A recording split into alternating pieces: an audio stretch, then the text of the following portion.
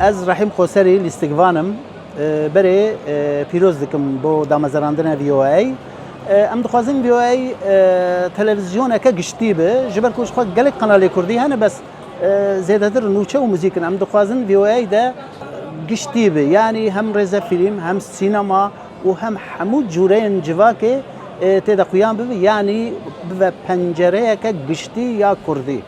Navê min Eda Aycan Tanrıverdiye, ez xelkê Cezîra Botanım û ez xwediyê roştiya demxane me, roştiya demxana 19 sala heyî. Kanaleke wiha divebe, ez dixwazim kurdewarî tê de hebe. Yekîtiya Kurd tê de hebe. Çiyayên me ên Kurdistanê ê cûdî, ê gabar, gundên me, cilûbergên me, kültûra me, xiftanê me. Ez xwazim tiştekî wisa heltim parve bibe.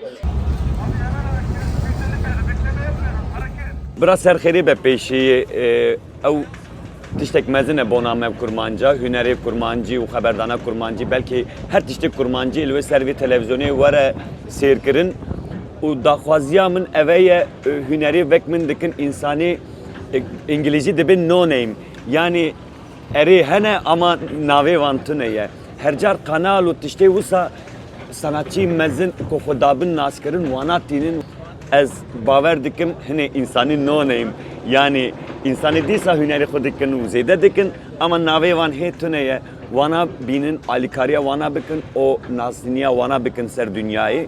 Ez Mustafa Taşkın kanala nüvvet bi boğa ez gelek tevxeş bûm bi rehat tiştê hebe spor film müzik belgesel ez gelek tevxeş bûm pêve. Ez Çerkes Karadağ hünermend sala çûyîn bûme mêvanê voa nigat bîst voa doya televizyon. Ez dixwazim voa bibe dengê Kurda, bibe rengê Kurda bijî voa.